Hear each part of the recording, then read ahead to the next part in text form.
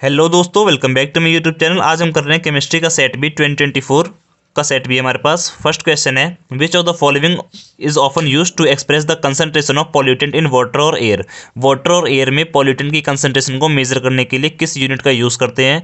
तो हम यूज़ करते हैं पीपीबी, पार्ट पर बिलियन, या फिर PPM, part per million. Next question है हमारे पास, the osmotic pressure of fluid inside the human blood cell is equivalent to 0.9% of NaCl। Okay, जो हमारे पास ह्यूमन ब्लड है उसमें जो फ्लूइड फ्लो होता है वो उसका जो प्रेशर है, ऑस्मोटिक प्रेशर, वो इक्विवेलेंट होता है 0.9% ऑफ NaCl। नेक्स्ट क्वेश्चन है हमारे पास, गैल्वेनिक सेल में ऑक्सीडेशन किस किस इलेक्ट्रोड पर होता है? तो ऑक्सीडेशन होता है हमारे पास एनोड पे और रिडक्शन होता है कैथोड पे। नेक्स्ट क्वेश्चन है हमारे पास, unit of rate of reaction. तो जो रेट ऑफ रिएक्शन है उसकी यूनिट होती है मोल पर लीटर पर सेकेंड। नेक्स्ट क्वेश्चन है हमारे पास, किस एलिमेंट को हम ट्रांजिशन एलिमेंट नहीं कहते? तो हमारे ऑप्शन के हिसाब से हमारा आंसर हो जाएगा इसका, किस एलिमेंट को हम नहीं कहते हैं, वो है हमारे पास जिंक। जिंक को हम ट्रांजिशन एलिमेंट नहीं कहते। हमारे पास दो तीन एलिमेंट और हैं, जैसे कि जिंक, कैडमियम और मरकरी। ये तीनों एलिमेंट ऐसे हैं जो कि ट्रांजिशन एलिमेंट नहीं कहलाते, क्योंकि ट्रांजिशन एलिमेंट वो होते हैं जिनके वैलेंस सेल में अनपेयर्ड इलेक्ट्रॉन हो। वैलेंस सेल मतलब डी ऑर्बिटल में अनपेयर्ड हो। लेकिन जो हमारे पास जिंक, कैडमियम और मरकरी है, इनके डी ऑर्बिटल फुली फिल्ड होते हैं। फुली फिल्ड है मतलब अनपेयर्ड इलेक्ट्रॉन प्रेजेंट नहीं है, और अगर अनपेयर्ड इलेक्ट्रॉन प्रेजेंट नहीं है तो ये तीनों एलिमेंट क्या होंगे? ट्रांजिशन नहीं हो सकते। ओके, नेक्स्ट है हमारे पास, pyrolusite ore is use to make KMnO4। Pyrolusite ore का यूज किया जाता है KMnO4 को प्रिपेयर करने के लिए, और फेरोक्रोम और क्रोमाइट और का यूज किया जाता है K2Cr2O7 को प्रिपेयर करने के लिए। नेक्स्ट है हमारे पास क्वेश्चन नंबर 7, जो कि है, what is the secondary valency of CuCl3.4NH3 if 1 mole is react with excess of AgNO3 give 1 mole AgCl। ध्यान देना, लास्ट में क्या लिखा है? 1 mole AgCl हमें मिलता है। मतलब कि बॉक्स के अंदर क्या होंगे, यहाँ पर क्या है हमारे पास CuCl3 और 4NH3 है। टोटल 3 Cl और 4 NH3, 7 है। बॉक्स के अंदर हमेशा 6 लिगेंड होते हैं। ओके, तो यहाँ से हमने इनमें से 6 यहाँ रख दिया और एक को बाहर कर दिया। क्वेश्चन में लिखा है कि 1 मोल AgCl बन रहा है, मतलब यहाँ पर 1 मोल बन रहा है, मतलब बॉक्स के बाहर क्या है? बस 1 होगा। तो बॉक्स के अंदर हमारे पास 6 है, इसका मतलब इसकी सेकेंडरी वैलेंसी कितनी हो गई? 6। ओके, नेक्स्ट है हमारे पास question number 8, which of the following is effective in inhibiting growth of tumours. इनमें से कौन सा ऐसा है जो ट्यूमर की ग्रोथ को इनहिबिट करता है, रोकता है? वो हमारे पास है cisplatin. Inhibit the growth of tumour. Cisplatin जो है ट्यूमर की ग्रोथ को इनहिबिट करता है, रोकता है। नेक्स्ट है हमारे पास, अलाइलिक हैलाइड का एग्जांपल देना है, या इन चारों में से कौन सा अलाइलिक हैलाइड है? तो पहले आप ये देखो कि अलाइलिक हैलाइड होता क्या है। हेलोजन जिस कार्बन से जुड़ा है, हेलोजन जिस कार्बन से जुड़ा है, अगर उसके just near carbon double bonded हो तो वो हमारे पास क्या होगा? Allylic halide. हेलोजन जिस कार्बन से जुड़ा है, अगर उसके बाजू वाला कार्बन डबल बॉन्डेड है तो वो हमारे पास क्या होगा? Allylic halide. और अगर हेलोजन जिस कार्बन से जुड़ा है वही डबल बॉन्डेड है तो वो होगा विनाइलिक हैलाइड। ओके, आप देख सकते हो, हेलोजन जिस कार्बन से जुड़ा है उसके बाजू वाला डबल बॉन्डेड है तो ये अलाइलिक। हेलोजन जिस कार्बन से जुड़ा है वो डबल बॉन्डेड है तो विनाइलिक। ओके, नेक्स्ट है कि हम कार्बोलिक एसिड कैसे कहते हैं? तो फिनॉल को ही हम कहते हैं कार्बोलिक एसिड। नेक्स्ट है हमारे पास रिएक्शन एक, क्वेश्चन नंबर 11। एक बार ध्यान से सुनो आप, which of the following is major product of nitration of anisole. ये हमारे पास क्या है? ये है एनिसोल। अब बोला है कि एनिसोल को हम नाइट्रेशन कर रहे हैं। नाइट्रेशन का मतलब होता है रिएक्शन करना है हमें कंसनट्रेटेड H2SO4 और कंसनट्रेटेड HNO3 का। ये जो हमारे पास ये एक तरीके से कैटलिस्ट का काम कर रहा है H2SO4। यहाँ से रिएक्शनों की क्या होगा? नाइट्रेशन कर रहे हैं तो NO2 ग्रुप ऑर्थो पे और पैरा पे आके जुड़ जाएगा। जो पैरा वाला होता है वो मेजर होता है। तो हमसे बस ये पूछा है कि एनिसोल की नाइट्रेशन करने पे मेजर प्रोडक्ट कौन सा है, तो वो ये है 4-नाइट्रो एनिसोल। ये हमारा आंसर करेक्ट है। नेक्स्ट है question 12, what is the monomer of cellulose. Cellulose का मोनोमर क्या है? इसका मतलब कि सेल्यूलोज किस चीज़ से बना होता है। तो आप देख सकते हो यहाँ पर हमने लिखा है सेल्यूलोज जो है वो बीटा डी ग्लूकोज से बना होता है। लेकिन आपको ये सब याद होना चाहिए, ये भी पूछ सकते हैं, जो सुक्रोज है वो अल्फा डी ग्लूकोज और बीटा डी फ्रक्टोज से बना होता है। लैक्टोज बीटा डी ग्लूकोज और बीटा डी गैलेक्टोज से बना होता है। Maltose alpha D glucose plus alpha D glucose से बना होता है। ये आपको चारों याद होना चाहिए। हमारे क्वेश्चन का आंसर क्या है? ये है। नेक्स्ट है हमारे पास कि टोटल कितने अमीनो एसिड होते हैं इंसुलिन में। तो इंसुलिन में 51 अमीनो एसिड प्रेजेंट होते हैं, और ये 2 अमीनो एसिड जो है पेप्टाइड लिंक के थ्रू आपस में जुड़े होते हैं। Two amino chain, two peptide chain linked by disulphide bond, मतलब एक पेप्टाइड चेन और ये दूसरी पेप्टाइड चेन, और ये दोनों आपस में जुड़ी होती है डाइसल्फाइड बॉन्ड के थ्रू। नेक्स्ट है हमारे पास वाटर सॉल्युबल कौन से विटामिन होते हैं, तो बी और सी वाटर सॉल्युबल होते हैं एंड रिमेनिंग फैट सॉल्युबल होते हैं। ओके, नेक्स्ट क्वेश्चन है हमारे पास क्वेश्चन नंबर 15। असर्शन रीजन है mercury cell is primary cell. Mercury cell क्या है, प्राइमरी सेल है। आप देख सकते हो example of primary cell mercury है इसमें, तो असर्शन हमारे पास ट्रू लिखा है। नेक्स्ट है इसका reason in primary cell battery reaction occurs only once and can not be reuse again. Primary cell यही होता है, बैटरी हम उसे एक बार यूज़ कर सकते हैं और बैटरी खत्म होने के बाद उसे हम दोबारा यूज़ नहीं कर सकते। तो रीज़न भी बिल्कुल सही लिखा है जो कि करेक्ट एक्सप्लेनेशन कर रहा है। तो हमारा आंसर क्या हो जाएगा, इसका ए हो जाएगा, और ए हमारे पास both true and reason is the correct explanation of assertion. Next हमारे पास क्वेश्चन नंबर 16। ये भी असर्शन रीजन क्या है, in half life time of first order reaction. क्या है हमारे पास question number 16, half life of a first order reaction is variable. जो फर्स्ट ऑर्डर रिएक्शन है उसकी हाफ लाइफ वेरिएबल नहीं होती, कांस्टेंट होती है। जैसे कि आप देख सकते हो मैंने वेरिएबल पे कट लगा दिया है क्योंकि वेरिएबल नहीं होती, कांस्टेंट होती है। फर्स्ट ऑर्डर का जो हाफ लाइफ टाइम होता है वो क्या होता है 0.693 अपॉन में के। यहाँ पर के क्या है, रेट कांस्टेंट है। तो असर्शन तो हो गया हमारे पास गलत क्योंकि क्वेश्चन में लिखा है वेरिएबल होता है, जबकि ऐसा नहीं होता, कांस्टेंट होता है। तो असर्शन है हमारे पास गलत। फिर इसका रीजन दे रखा है हमें for first order reaction half life time is independent of initial concentration. बिल्कुल सही है, जो हमारे पास फर्स्ट ऑर्डर रिएक्शन है उसके लिए जो हाफ लाइफ टाइम है उसमें कंसंट्रेशन का नहीं आता, हाफ लाइफ टाइम के फॉर्मूले में कंसंट्रेशन नहीं है, तो रीजन बिल्कुल सही लिखा है। तो assertion is false but reason is true. Next हमारे पास क्वेश्चन नंबर 17। ये भी एक असर्शन रीजन टाइप है, aldehyde as more reactive than ketone towards nucleophilic addition reaction. देखते हैं एक बार क्या लिखा है हमारे पास, aldehyde are more reactive than ketone towards nucleophilic substitution reaction. तो हमारे पास असर्शन बिल्कुल सही लिखा है क्योंकि जो एल्डिहाइड है वो ज़्यादा रिएक्टिव होता है क्योंकि उसमें स्टेरिक हिंड्रेंस भी कम होता है और लेस इलेक्ट्रॉनिक इफेक्ट होता है। ओके, रीजन देखते हैं क्या लिखा है, aldehyde gives positive Tollens test. Aldehyde positive Tollens test देता है, बिल्कुल सही है, लेकिन एल्डिहाइड ज़्यादा रिएक्टिव इस कारण से नहीं होता। Aldehyde A and R both are correct, दोनों बिल्कुल सही है, लेकिन जो रीजन है वो असर्शन को एक्सप्लेन नहीं कर पा रहा। Reason is not correct explanation of assertion. देखते हैं करेक्ट रीजन क्या है इसका, because of less plus I effect of alkyl group. जैसे कि आप देख सकते हो यहाँ पर हमारे पास नीचे एग्जाम्पल लिया हमने, ये एक एल्डिहाइड है, जैसे ही ऑक्सीजन इलेक्ट्रॉन लिया कार्बन पे क्या आ जाएगा, प्लस आ जाएगा, और जो हमारे पास कार्बन है वो क्या इलेक्ट्रॉन डोनेटिंग है तो वो इलेक्ट्रॉन डोनेट करेगा। इसके ऊपर क्या आ गया, प्लस आ गया है, तो ये कार्बन इलेक्ट्रॉन देगा तो इसका प्लस क्या हो जाएगा, खत्म हो जाएगा, ये स्टेबल हो जाएगा।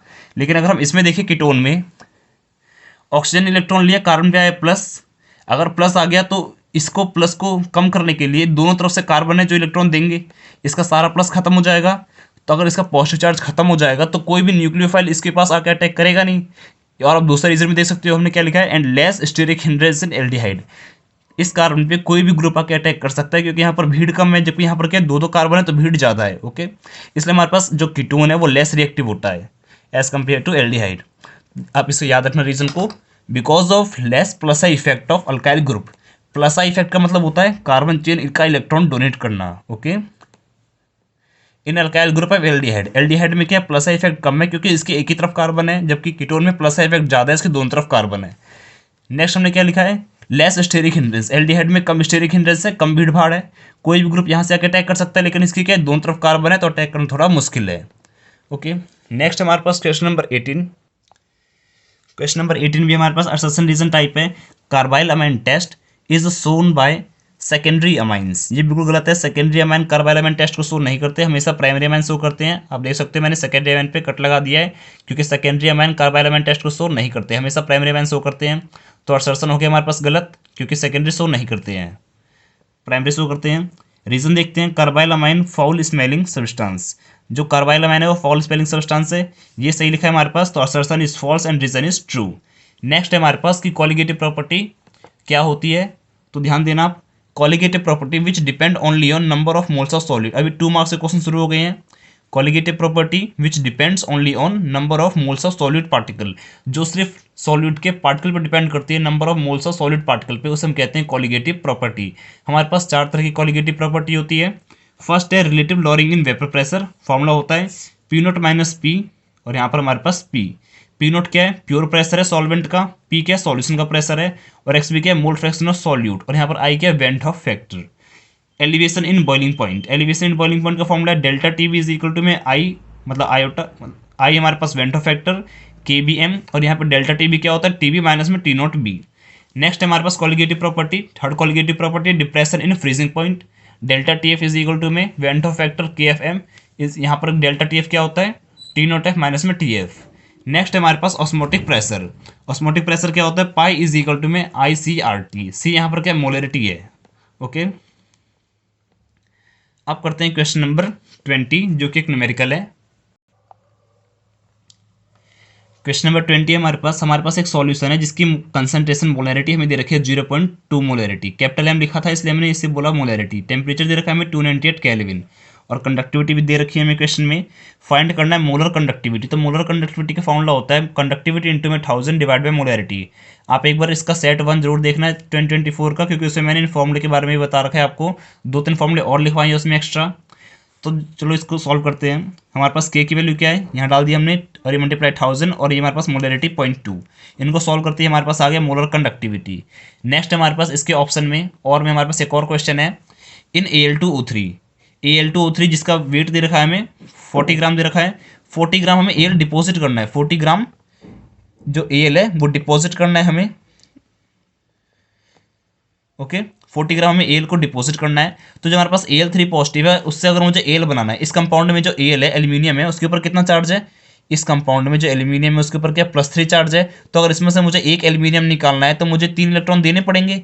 एक एल्यूमिनियम पे 3 पॉजिटिव है, मुझे यहाँ पर चाहिए एल्यूमिनियम, मतलब ये 3 पॉजिटिव हटाना है। तो पॉजिटिव हटाने के लिए मुझे इलेक्ट्रॉन ऐड करना पड़ेगा।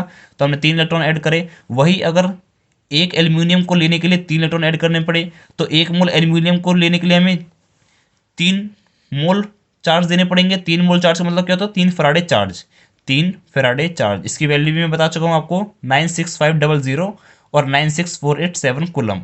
ओके, अब देखो हमें ये तो पता चल गया कि 1 मोल एल्यूमिनियम लेने के लिए हमें 3 फराडे चार्ज चाहिए। अब हमें ये निकालना पड़ेगा कि हमारे पास कितने मोल एल्यूमिनियम है। तो मैंने आपको अभी बताया कि हमारे पास 40 ग्राम एल्यूमिनियम है। तो मोल्स का फॉर्मूला क्या होता है, गिवन मास जो कि 40 ग्राम है अपॉन मोलर मास। एल्यूमिनियम का मोलर मास होता है 27। इसे कट करके हमारे पास आ गया 1.48 मोल्स ऑफ एल्यूमिनियम आ गए।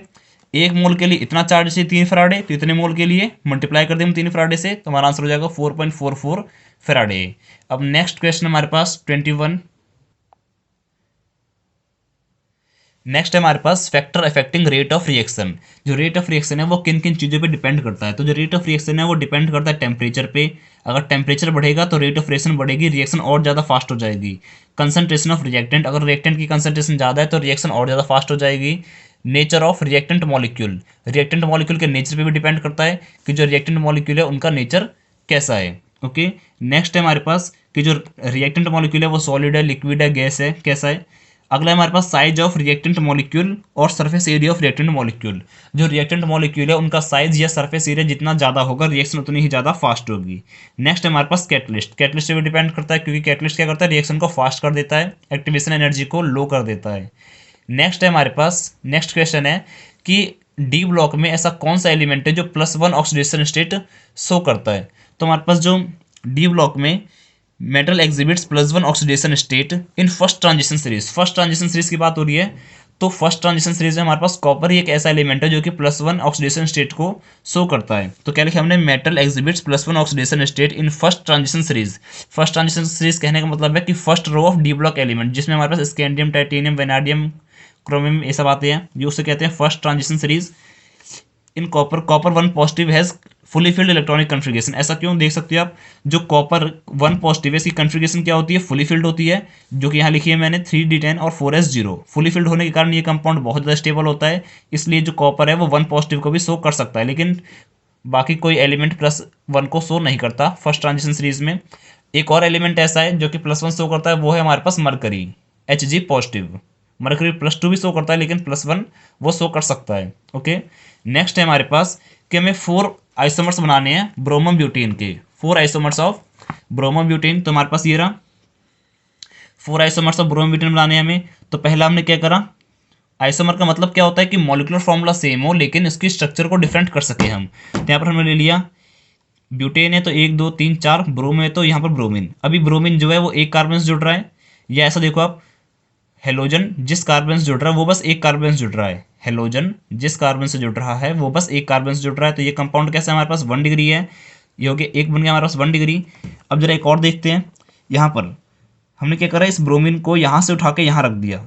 तो यहाँ पर देखो हेलोजन जिस कार्बन से जुड़ रहा है वो 2 कार्बन से जुड़ा हुआ है, हेलोजन जिस कार्बन से जुड़ा है वो 2 कार्बन से जुड़ रहा है, तो ये हमारे पास हो गया 2 डिग्री। नेक्स्ट हमने एक और बनाया, हेलोजन जिस कार्बन से जुड़ रहा है वो एक कार्बन से जुड़ रहा है, ये 1 डिग्री, और ये हमारे पास 3 डिग्री। ओके, तो हमने चारों इसके आइसोमर बना दिए।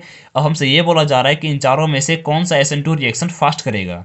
तो आप ध्यान देना कि reactivity order of SN2 reaction कौन सा कंपाउंड फास्ट करता है जिसमें भीड़ कम हो, जिसमें भीड़ कम हो। जैसे कि आप देख सकते हो हमारे पास जो फर्स्ट कंपाउंड है इसमें भीड़ बिल्कुल भी नहीं है, तो ये रिएक्शन सबसे ज़्यादा फास्ट करेगा। इसमें देख सकते हो थोड़ी सी भीड़ है, हेलोजन जिस कार्बन से जुड़ा है वो 2 कार्बन से घिरा हुआ है, तो इसमें थोड़ी सी भीड़ है, तो ये थोड़ा स्लो करेगा। हेलोजन जिस कार्बन से जुड़ रहा है वो 3 कार्बन से जुड़ रहा हुआ है, तो यहाँ तो और ज़्यादा भीड़ है, तो और स्लो करेगा। तो फोर्थ आ गया हमारे पास लास्ट में। फिर देखो ये आप ऐसा देख सकते हो, ऑर्डर लिखा है मैंने यहाँ पे, 1 डिग्री सब ज़्यादा फास्ट रिएक्शन करते हैं, फिर 2 डिग्री, फिर 3 डिग्री। तो ये क्या है, 1 डिग्री है, तो पहले आ गया 1, ये भी 1 डिग्री था, लेकिन यहाँ पर देखो थोड़ा ज़्यादा भीड़ बन गया ना, तो इसको हमने दूसरे नंबर पर डाल दिया। तो पहले हो गया 1 डिग्री, फिर 2 डिग्री, और ये 3 डिग्री रिएक्टिविटी ऑर्डर। अगर हमसे बोला होता कि SN1 कौन सा फास्ट करता, तो इस ऑर्डर का हम बिल्कुल उल्टा कर देते, साइन को सबको चेंज कर देते अगर हमसे SN1 का ऑर्डर पूछा होता तो। नेक्स्ट है हमारे पास कि डी कार्बोक्सिलेशन रिएक्शन क्या होती है।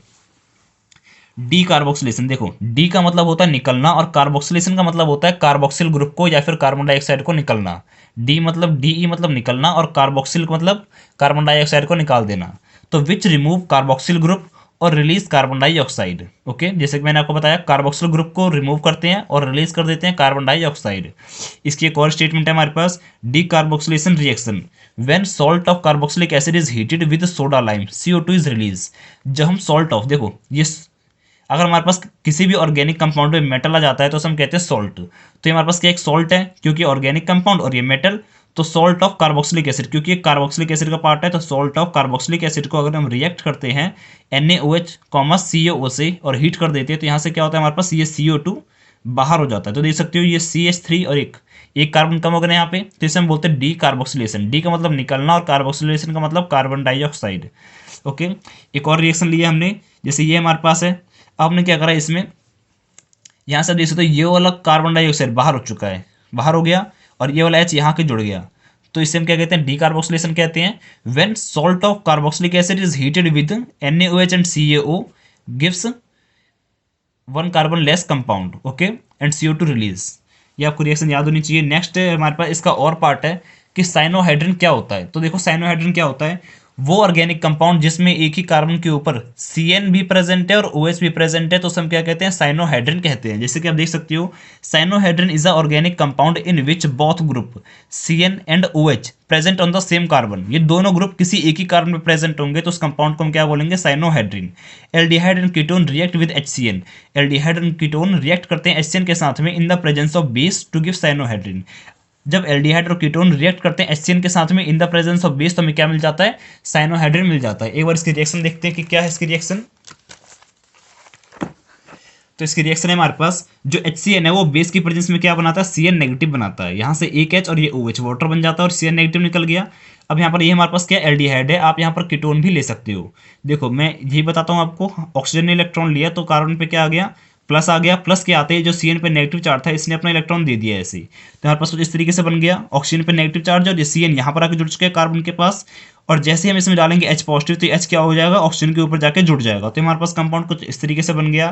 तो आप देख सकते हो इस कंपाउंड में एक ही कार्बन के ऊपर OH भी है और एक ही कार्बन के ऊपर CN भी है, तो इसलिए हम इस कंपाउंड को क्या बोलते हैं, साइनोहाइड्रिन। और ये एक रिएक्शन हमेशा एल्डिहाइड और कीटोन ही देते हैं बस। ओके, नेक्स्ट हमारे पास क्वेश्चन नंबर 25 हमसे पूछा जा रहा है कि इन तीनों में से सबसे ज़्यादा बेसिक कौन सा है। फर्स्ट है हमारे पास एनिलीन, सेकंड है पैरानाइट्रो एनिलीन एंड थर्ड है हमारे पास पैराटोल्यूडिन। तो ये एनिलीन, इसका स्ट्रक्चर ये रहा, पैरानाइट्रो एनिलीन। तो पहले एनिलीन, इसकी रिस्पेक्ट में ये ऑर्थो मेटा पैरा, पैरा पे नाइट्रो, और क्या पैराटोल्यूडिन। तो हमारे पास ये एनिलीन है, ऑर्थो मेटा पैरा, पैरा पे टोल्यून मतलब टोलिन बना दिया हमने, CH3 जोड़ दिया। अब देखिए बेस किसे कहते हैं, बेस वो होता है या तो OH नेगेटिव हो, उसके ऊपर नेगेटिव चार्ज हो, या फिर लोन पेयर प्रेजेंट हो। तो जैसे कि आप देख सकते हो यहाँ पर सारे नाइट्रोजन के ऊपर लोन पेयर है, मतलब सारे बेस हैं। लेकिन एक चीज़ ध्यान देना आप, यहाँ पर जो हमारे पास NO2 ग्रुप है वो क्या इलेक्ट्रॉन विदड्रॉइंग ग्रुप है। NO2 ग्रुप कैसा है, इलेक्ट्रॉन विदड्रॉइंग ग्रुप है, लिखा है मैंने यहाँ पर NO2 is electron withdrawing group. तो NO2 क्या करेगा, ऊपर से इलेक्ट्रॉन को खींच लेगा। अगर ऊपर से इलेक्ट्रॉन नीचे खींच लेगा तो जो नाइट्रोजन के पास जो लोन पेयर है जिसको डोनेट करने के बाद हम कहते हैं कि ये बेस है, तो अगर NO2 group electron withdrawing group है तो क्या करेगा, इलेक्ट्रॉन को खींच लेगा, सारे इलेक्ट्रॉन ऊपर से नीचे आ जाएंगे तो इसके पास लोन पेयर बचेगा नहीं। और अगर लोन पेयर बचा नहीं तो ये हमारे पास क्या हो जाएगा, वीक बेस। तो अब देख सकते हो सेकंड वाला कंपाउंड हमारे पास लास्ट में है, पैरा नाइट्रो एनिलीन। उसके बाद देख सकते हो ये और ये कंपाउंड बचे। यहाँ पर जो CH3 ग्रुप है, alkyl group is electron donating, वो इलेक्ट्रॉन देता है। बेस किसे कहते हैं, जो इलेक्ट्रॉन दे सके। अगर ये अपनी इलेक्ट्रॉन दे देगा तो इसको इलेक्ट्रॉन देने के लिए नीचे से इलेक्ट्रॉन मिल रहा है इसे, तो ये स्टेबल है, तो ये हमारे पास सबसे ज़्यादा बेसिक है, क्योंकि लोन पेयर देने के बाद भी ये स्टेबल है। तो ये आ गया पैराटोल्यूडिन और ये बीच में हमारे पास आ गया एनिलीन। ओके, अब जरा देखो एक और ऑर्डर दे रखा है हमें कि बेसिक ऑर्डर में अरेंज करना है। यहाँ पर क्या है हमारे पास C2H5NH2 C2H5 और ये दे रखा है इस तरीके से कुछ कंपाउंड, और बोला है कि इसको बेसिक ऑर्डर में अरेंज करो इन गैसियस फेस। देखो गैसियस फेस में हमेशा बेसिक ऑर्डर क्या होता है, 3 डिग्री 2 डिग्री 1 डिग्री। जैसे कि आप देख सकते हो नाइट्रोजन यहाँ पर 3 कार्बन से जुड़ा है, लिखा है ना C2H5 3 टाइम्स, मतलब नाइट्रोजन के तीनों तरफ क्या है, C2H5 है। तो ये हमारे पास क्या 3 डिग्री है, ये हमारे पास 2 डिग्री और ये हमारे पास 1 डिग्री। ओके, तो जो बेसिक ऑर्डर होता है गैसियस फेस में, ध्यान देना गैस फेस में हमेशा 3 डिग्री 2 डिग्री और 1 डिग्री होता है, और ये तो हमेशा लास्ट में ही आएगा। ओके, वही अगर बात की जाए किसमें, in aqueous face, but in aqueous face देखो लिखा है ना गैसियस फेस में बेसिक ऑर्डर क्या होता है हमेशा 3 डिग्री 2 डिग्री 1 डिग्री और लास्ट में अमोनिया। लेकिन अगर एक्वस फेस की बात की जाए, for ethyl substituted group, aqueous face में हो और नाइट्रोजन के हर चारों तरफ क्या हो, बस इथाइल ग्रुप हो, तो वहाँ पर ऑर्डर क्या होता है 231, 2 डिग्री फिर 3 डिग्री फिर 1 डिग्री और लास्ट में अमोनिया। 2 डिग्री सब ज़्यादा बेसिक होता है अगर नाइट्रोजन के हर तरफ क्या है, इथाइल है। लेकिन वही अगर नाइट्रोजन के हर तरफ मिथाइल है तो जहाँ पर जो बेसिक ऑर्डर होता है वो क्या होता है 213, 2 डिग्री 1 डिग्री और 3 डिग्री। ओके, नेक्स्ट क्वेश्चन है हमारे पास क्वेश्चन नंबर 26। हमें नॉन आइडियल सॉल्यूशन के जो 2 टाइप्स होते हैं, पॉजिटिव डेविएशन और नेगेटिव डेविएशन, उनमें डिफरेंस देना है। अब यहाँ से हमारे पास 3 मार्क्स के क्वेश्चन होते हैं स्टार्ट। ध्यान देना, आप इस तरीके से अटेम्प्ट करना अपने पेपर को हमेशा।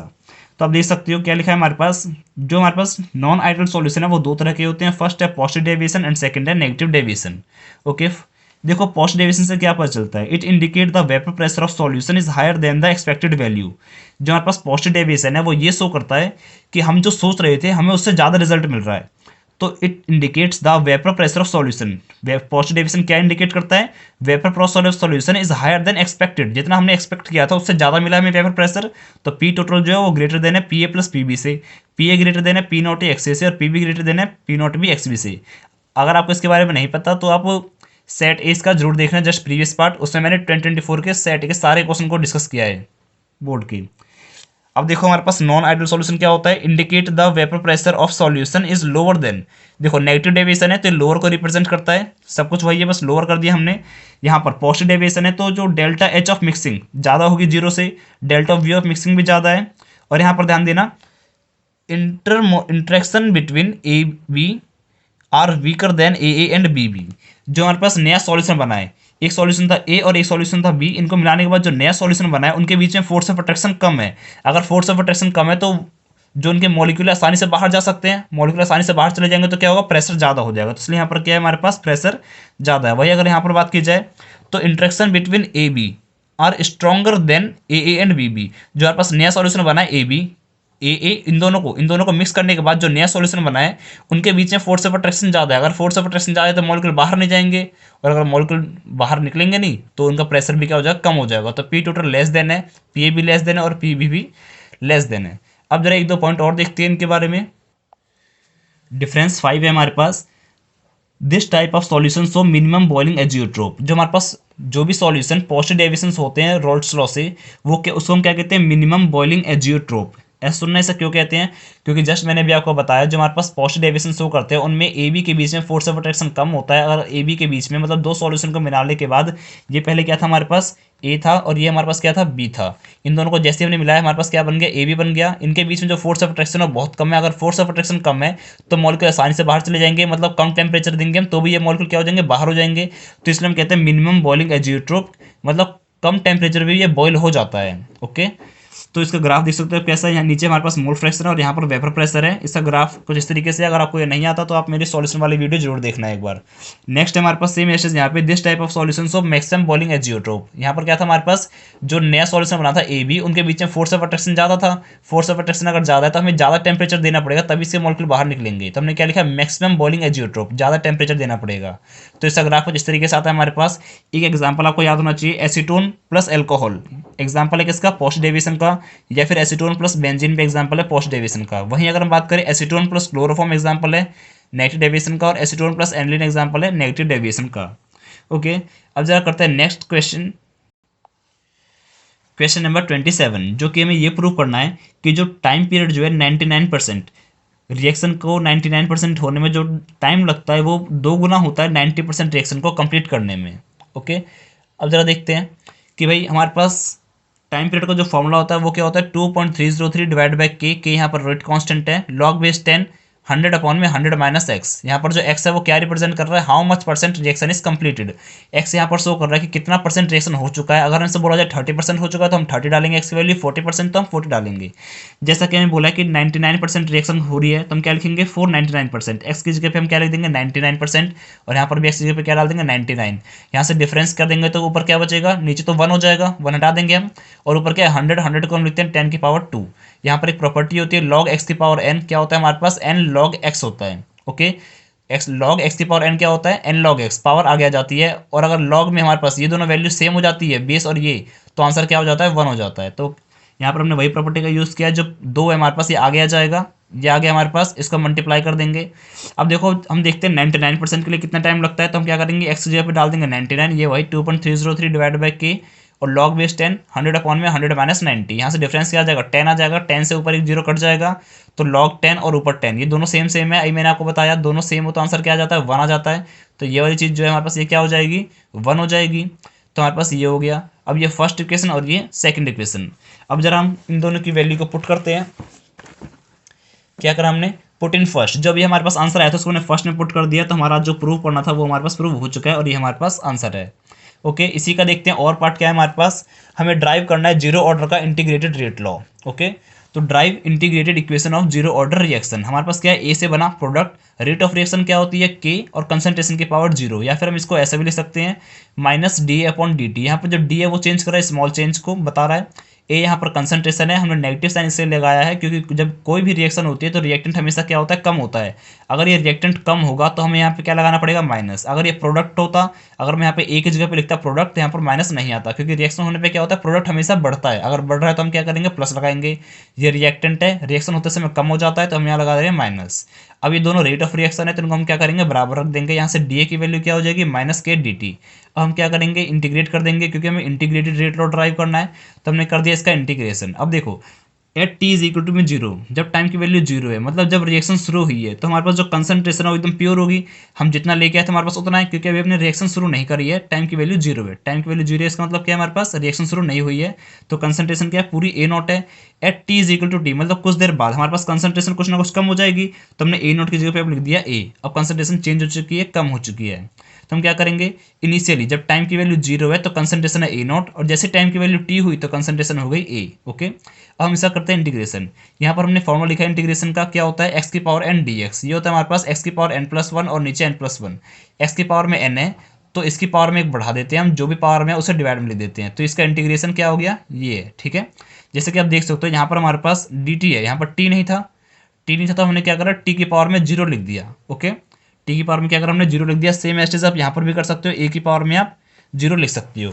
अब जो मैंने आपको अभी फॉर्मूला बताया इंटीग्रेशन का उसे एक बार अप्लाई करो। यहाँ पे क्या लिखा था मैंने एक्स की पावर एन है, तो हम क्या करेंगे पावर में बढ़ा देंगे इंटीग्रेशन करते समय, और जो पावर में वही डिवाइड में आ जाएगा। तो यहाँ पर क्या था ए की पावर 0 था, तो अगर मैं ए की पावर 0 में एक बढ़ा दूँ तो क्या हो जाएगा 0 + 1, और नीचे हो जाएगा 0 + 1, तो इसका इंटीग्रेशन क्या हो जाएगा ए हो जाएगा। तो यहाँ पर लिख दिया हमने ए, और लिमिट है हमारे पास ए नॉट से लेकर ए तक, ए नॉट से लेकर ए तक बराबर। यहाँ पर क्या माइनस के सेम एस टी के साथ हुआ 0 से लेकर टी तक। यहाँ पर क्या करेंगे हम पहले ए की जगह पे डालेंगे हायर लिमिट, जो ऊपर साइड होता है उसे हम क्या कहते हैं हायर लिमिट। तो ए की जगह पर डाल दिया हमने ए माइनस, फिर डाल दिया ए नॉट यहाँ पर। ठीक है, इज इक्वल टू क्या है माइनस के, और यहाँ पर हमारे पास पहले हमने डाला टी, फिर लोअर माइनस यहाँ पर और लोअर लिमिट डाल दिया हमने यहाँ पे 0। इसको मल्टीप्लाई किया तो हमारे पास ये आ गई इक्वेशन जीरो ऑर्डर की रेट लॉ। जैसे कि अभी हमने जो पीछे इक्वेशन यूज़ करी थी क्या था वो Tx इज इक्वल टू में 2.303 डिवाइड बाई के लॉग बेस 10 100 अपॉन में 100 माइनस एक्स, वो फर्स्ट ऑर्डर की इंटीग्रेटेड रेट लॉ का फॉर्मूला था। और ये क्या है हमारे पास जीरो ऑर्डर की इंटीग्रेटेड रेट लॉ का फॉर्मूला है। एक काम करते हैं इसका हाफ लाइफ टाइम ड्राइव करते हैं क्या आता है। मैंने आपको फर्स्ट ऑर्डर का हाफ लाइफ टाइम जस्ट अभी बताया था ऑप्शन वाले क्वेश्चंस में कि जो फर्स्ट ऑर्डर का हाफ लाइफ टाइम है वो क्या होता है 0.693 अपॉन में के, कंसंट्रेशन पे डिपेंड वो नहीं करता। अब जब देखते हैं कि जीरो ऑर्डर का कंसंट्रेशन पे डिपेंड करता है नहीं करता, तो हाफ लाइफ टाइम क्या होता है वो टाइम जब रिएक्शन 50% कंप्लीट हो जाए, time in which reaction complete 50% of initial concentration. शुरुआत में हम जितना भी रिएक्टेंट लेके आए थे और उसका 50% कंज्यूम हो जाता है, खत्म हो जाता है, तो हम क्या बोलते हैं कि रिएक्शन 50% हो चुकी है। तो जब हमारे पास टाइम की वैल्यू t 1/2 होगी, 1/2 यहाँ पर रिप्रेजेंट कर रहा है 50% को। ओके, तो इतने टाइम के बाद जो हमारे पास जो कंसंट्रेशन है हम क्या बोलेंगे A0/2। तो क्या करेंगे हम t की जगह पर डाल देंगे t हाफ और a की जगह पर डाल देंगे A0/2। यहाँ से सॉल्व करके हमारे पास t हाफ आ जाएगा A0/2 के। जैसे कि आप देख सकते हो फर्स्ट ऑर्डर का जो टाइम पीरियड था वो था 0.693 अपॉन के, कंसंट्रेशन का यूज नहीं था उसमें, नहीं आता था। लेकिन जो हमारे पास जीरो ऑर्डर का टाइम पीरियड है उसमें क्या A0/2 के, मतलब जो जीरो ऑर्डर है वो कंसंट्रेशन पे डिपेंड करता है। जीरो ऑर्डर का टाइम पीरियड कंसंट्रेशन पे डिपेंड करता है। ओके, अब नेक्स्ट क्वेश्चन करते हैं इसका। नेक्स्ट क्वेश्चन है why transition metal act as good catalyst. जो ट्रांजिशन मेटल है वो गुड कैटलिस्ट की तरह काम क्यों करते हैं, हमें कम से कम इसके 3 पॉइंट देने हैं। क्वेश्चन में लिखा है एटलीस्ट 3 पॉइंट बताने हैं हमें। तो फर्स्ट है हमारे पास because transition metal shows variable oxidation state. जो ट्रांजिशन मेटल है वो वेरिएबल ऑक्सीडेशन स्टेट शो करते हैं। मैं पहले ही बता चुका हूँ सेट ए में, उसे आप एक बार जरूर देखना, तभी आपको इसमें मजा आएगा और सेट सी और सेट डी में भी ज़्यादा अच्छा रहेगा। तो क्या लिखा हमने first point because transition metal shows variable oxidation state. जो ट्रांजिशन मेटल है वो वेरिएबल ऑक्सीडेशन स्टेट शो करते हैं क्योंकि जो इनका डी ऑर्बिटल है वो पार्शियली फिल्ड होता है। नेक्स्ट पॉइंट हमारे पास because transition metal has ability to form complex. जो ट्रांजिशन मेटल है वो कॉम्प्लेक्स बनाता है जिसके कारण उनमें कैटालिटिक प्रॉपर्टी आ जाती है, गुड कैटलिस्ट का काम करते हैं। नेक्स्ट पॉइंट है हमारे पास due to large surface area of transition metal. Transition metal जो है उनका सर्फेस एरिया लार्ज होता है और सर्फेस एरिया लार्ज होने के कारण ज़्यादा रिएक्टेंट मॉलिक्यूल आके उस पर स्प्लिट हो जाते हैं और रिएक्शन करते हैं। एग्जाम्पल लिखा है हमने Fe। Fe हमारे पास क्या एक ट्रांजिशन मेटल है जो कि कैटलिस्ट की तरह काम करता है हेबर प्रोसेस में, प्रिपरेशन ऑफ अमोनिया के लिए। नेक्स्ट क्वेश्चन है हमारे पास यूज ऑफ फ्रीऑन 1,2। फ्रीऑन 1,2 का यूज क्या है, तो फ्रीऑन 1,2 का हम यूज करते हैं किसमें, डीप फ्रीजर में, रेफ्रिजरेंट में, जिसमें हम आइसक्रीम या दुकान शॉप्स पे रखते हैं डीप फ्रीजर आइसक्रीम वगैरह के लिए, तो उसमें हम यूज करते हैं फ्रीऑन 1,2 का। एरोसॉल स्प्रे में जो भी हमारे पास स्प्रे होता है, मॉस्किटो स्प्रे या जो भी हमारे पास सेंटमेंट स्प्रे होता है, उन सब में हमारे पास क्या होता है फ्रीऑन 1,2 का यूज होता है। Okay, body spray, hair spray जो भी है। अगला हमारे पास है CCl4 जिसे बोलता है कार्बन टेट्राक्लोराइड। इसका यूज करते हैं हम use to kill insect in grains. Grains में जो इंसेक्ट है उनको किल करने के लिए हम यूज करते हैं और इसका यूज करते हैं फायर एक्सटिंग्विशर में और यूज करते हैं डार्क स्पॉट रिमूवर में। अगर हमारे पास किसी कपड़े पे डार्क स्पॉट लग जाता है, दाग लग जाता है, तो उसको रिमूव करने में भी इसका यूज कर सकते हैं। नेक्स्ट हमारे पास CHI3। Okay, iodoform used as an antiseptic to treat minor skin disease. अगर हमारी स्किन में छोटी मोटी प्रॉब्लम हो जाती है तो उसको दूर करने के लिए हम आइडोफॉर्म का यूज कर लेते हैं। And it is used in product that are used for the cleaning and polarised film of the LCD and LED। जो हमारे पास LCD और LED होती है उनको क्लीन करने के लिए भी हम इसका यूज करते हैं। LCD और LED की जो फिल्म होती है ना, जिसपे हमें डिस्प्ले में सब कुछ विजिबल होता है, जो भी हम इमेज, वीडियो, ऑडियो जो भी हम देखते हैं सुनते हैं, वो स्क्रीन में उसके पीछे जो फिल्म होती है पोलराइज्ड फिल्म को, उसको भी क्लीन करने में हम इसका यूज करते हैं और इसका यूज करते हैं स्किन डिसीज को सॉर्ट आउट करने में। नेक्स्ट है हमारे पास जो कि हमें ABC को फाइंड करना था, ये कंपाउंड दे रखा है हमें ब्रोमोइथेन। इसकी रिएक्शन करी हमने KCN से, तो यहाँ से K और Br बाहर हो जाएगा और ये CN यहाँ पर आके जुड़ जाएगा। इसे हम कह रहे हैं A। मतलब क्वेश्चन में लिखा था A फाइंड करो, तो हमने A निकाल लिया। अगर हम A की रिएक्शन करते हैं LiAlH4 के साथ में, मतलब इसकी रिएक्शन कर रहे हैं हम LiAlH4 के साथ में। LiAlH4 जो है एक रिड्यूसिंग एजेंट है। रिड्यूसिंग एजेंट मतलब ये हाइड्रोजन गैस देता है। जैसे ये हाइड्रोजन देगा तो इसका बन जाएगा अमाइन। उसके बाद हम इसकी रिएक्शन करनी है HNO2 के साथ में, जो कि हमारे पास एक नाइट्रस एसिड है और ये 0 डिग्री सेल्सियस पर रिएक्शन हो रही है। जो अमाइन है 1 डिग्री अमाइन कहीं भी इससे रिएक्शन नहीं करता, ये क्या बन जाता है हमेशा एल्कोहल बन जाता है। ओके, तो हमारे पास C क्या बन गया एल्कोहल। तो हमारा क्वेश्चन बस ये था कि ये रिएक्शन है, ये रिएक्टेंट है, कंपाउंड है, इसकी रिएक्शन करते हैं हम KCN से तो A बनता है और फिर इससे रिएक्शन करते हैं तो B बनता है, जो कि हमने फाइंड कर लिया। फिर रिएक्शन करते हैं तो हमें बोलता है C। तो हमें ABC की कंपाउंड फाइंड करना था, जो कि हमने यहाँ से निकाल लिया है, C, ये B और ये A। नेक्स्ट है हमारे पास है नाइट्रोबेंजीन। अगर हम इसको FeHCl के साथ में रिएक्शन करते हैं तो हमारे पास बन जाएगा इसका एनिलीन। यहाँ पर हम FeHCl की जगह पे SnHCl भी यूज़ कर सकते हैं, लेकिन FeHCl ज़्यादा बेटर है क्योंकि यहाँ पर हमें HCl की क्वांटिटी बहुत कम रिक्वायरमेंट होती है। अब इसकी रिएक्शन अगर हम करेंगे NaNO2 प्लस में HCl के साथ में 273 केल्विन पे या फिर 0 डिग्री सेल्सियस पे, तो यहाँ से रिएक्शन होकर क्या बन जाएगा, डाइजोनियम सॉल्ट। और अगर हम डाइजोनियम सॉल्ट को जैसे ही हाइड्रोलिसिस करेंगे और हीट करेंगे तो यहाँ पर क्या बन जाएगा, फिनॉल। और यहाँ से बाय प्रोडक्ट की फॉर्म में क्या निकल जाएगा, N2 बाहर हो जाएगा और साथ में HCl भी यहाँ से बाहर हो जाएगा। नेक्स्ट है इसका और पार्ट है हमारे पास सॉल्युबिलिटी के बारे में है। तो पहले आप इसका एक बार कंसेप्ट देख लो। मैंने आपको बॉइलिंग पॉइंट का कंसेप्ट बताया था प्रीवियस सेट में, उसको आप एक बार जोड़ देखना। बॉइलिंग पॉइंट क्या होता है, directly proportional to hydrogen bonding, directly proportional to molecular mass और इनवर्सली प्रोपोर्शनल टू ब्रांचिंग। और सॉल्युबिलिटी क्या होता है, directly proportional to hydrogen bonding, inversely proportional to branching and inversely proportional to molecular mass. मतलब अगर मॉलिक्यूलर मास ज़्यादा हो किसी कंपाउंड का तो उसकी सॉल्युबिलिटी कम हो जाएगी वाटर में, ब्रांचिंग होगी तो सॉल्युबिलिटी कम हो जाएगी, और अगर हाइड्रोजन बॉन्डिंग हुई तो सॉल्युबिलिटी ज़्यादा होगी। अब जरा देखते हैं इसका क्वेश्चन कैसा है।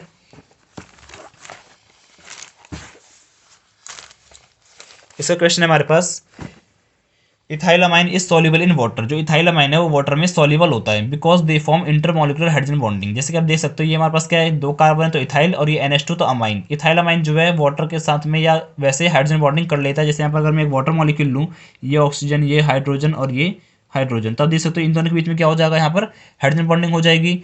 यहाँ पर ये हाइड्रोजन और ये इनके बीच में हाइड्रोजन बॉन्डिंग हो जाएगी। तो जो हमारे पास इथाइल अमाइन है वो हाइड्रोजन बॉन्डिंग कर लेता है। तो क्या लिखा हमने, ethyl amine is soluble in water because they form intermolecular hydrogen bonding. Hydrogen bonding कर लेता है। इंटरमॉलिक्यूलर कहने का मतलब है इसका एक मॉलिक्यूल और वाटर का एक मॉलिक्यूल आपस में हाइड्रोजन बॉन्डिंग कर लेते हैं। 2 डिफरेंट मॉलिक्यूल है, इसमें हमने लिखा है intermolecular hydrogen bonding with water. But in case of aniline, लेकिन जो एनिलीन है वो हाइड्रोजन बॉन्डिंग पॉसिबल नहीं होती उसमें, क्योंकि जो बेंजीन है उसमें बहुत बड़ा एक हाइड्रोफोबिक पार्ट होता है। बेंजीन जो खुद उसमें क्या है, बेंजीन के हमारे पास 6 कार्बन है इसके अंदर में, और इतना ज़्यादा कार्बन होने के कारण ये जो एक हाइड्रोफोबिक पार्ट है, हाइड्रोफोबिक पार्ट जो वाटर में डिजॉल्व नहीं होता या फिर वाटर रिपेल करता है।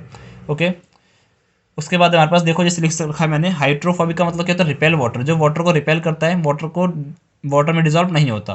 ओके, नेक्स्ट हमारे पास जो एनिलीन है वो फ्रीडल क्राफ्ट रिएक्शन क्यों नहीं करता। जैसे कि आप देख सकते हो जो एनिलीन है वो do not undergoes Friedel Crafts reaction because they form salt with AlCl3। जैसे एनिलीन है, अगर हम इसकी रिएक्शन करते हैं फ्रीडल क्राफ्ट के साथ में, फ्रीडल क्राफ्ट में क्या होता है, एनहाइड्रस AlCl3 होता है। जो AlCl3 है वो क्या है, एक लुईस एसिड है। AlCl3 क्या है, एक लुईस एसिड है, और इसके पास क्या है, लोन पेयर है। तो जिसके पास लोन पेयर होता है वो क्या होता है, लुईस बेस, और जिसको लोन पेयर चाहिए वो क्या होता है, लुईस एसिड। तो जो यहाँ पर नाइट्रोजन है ये अपने लोन पेयर इसको दे देता है, जिसके कारण ये एक बन जाता है सॉल्ट, और अब ये रिएक्शन नहीं कर सकता कभी। तो वही लिखा है हमने यहाँ पे, aniline do not undergoes Friedel Crafts reaction because they form salt. Salt बना लेता है AlCl3 के साथ में, जैसे मैंने आपको बताया।